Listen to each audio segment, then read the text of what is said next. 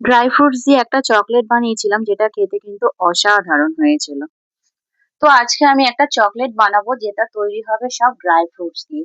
তো এটা কিন্তু বাচ্চা ও বড়দের জন্য ভীষণই উপকারী। তো এই ড্রাই ফ্রুটস দিয়ে চকলেট বানানোর জন্য প্রথমেই আমি নিয়ে নিয়েছি আখরোট, কাজু, আলমন্ড, পেস্তা আর এটা হলো তরমুজের দানা।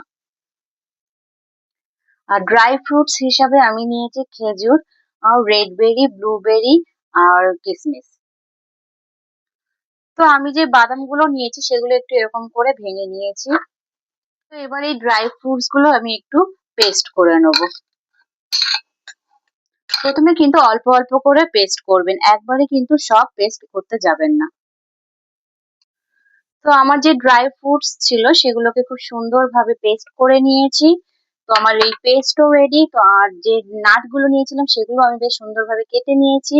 তো এটাও রেডি। এবার এই দুটোকেই কিন্তু আমি একটু ফ্রাই প্যানে ঘি দিয়ে ভেজে নেবো। তো কড়াইতে প্রথমে আমি একটু ঘি দিয়ে দিলাম। তারপর এই ঘিয়ের মধ্যে এই ভাঙা বাদামগুলো একটু ফ্রাই করতে হবে। এমন ভাবে ফ্রাই করবেন যাতে এর কালারটাও চেঞ্জ হবে না, বাট এটা কিন্তু খুব ক্রিস্পি হবে। তো বাদামটা মুচমুচে করে ভাজা হয়ে যাওয়ার পর আমি এটা অন্য একটা বাটিতে তুলে রাখলাম। তারপর ওই ফ্রাই প্যানে আবার একটু ঘি দিয়ে আমি এই খেজুরের পেস্টটা কিন্তু ভাজতে লাগলাম। প্রথম দিকে কিন্তু ভাজতে ভীষণ কষ্ট হচ্ছিল, কারণ খেজুরের পেস্টটা ছিল ভীষণ শক্ত। তবে আস্তে আস্তে ভাজতে ভাজতে দেখলাম যে খেজুরের পেস্টটা বেশ নরম হয়ে গেল। তো এটা মোটামুটি ১০-১৫ মিনিট কিন্তু আমি এটাকে ভেজেছিলাম। তো এই খেজুরের পেস্টটা যখন ভালোভাবে ভাজা হয়ে গেল তখন আমি এর মধ্যে এড করে দিলাম সেই ভেজে রাখা বাদামগুলো। এবারে সব এগুলো একসাথে কিন্তু খুব ভালোভাবে মিক্স করতে হবে। তো আমার এই ড্রাই ফ্রুটস এর চকলেট এখন পুরোপুরিভাবে রেডি।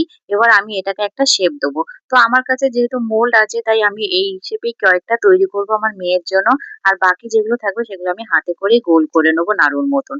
তো হাতে গোল করবার আগে কিন্তু হাতে একটু ঘি মেখে নেবেন, তাহলে খুব সহজে হয়ে যাবে।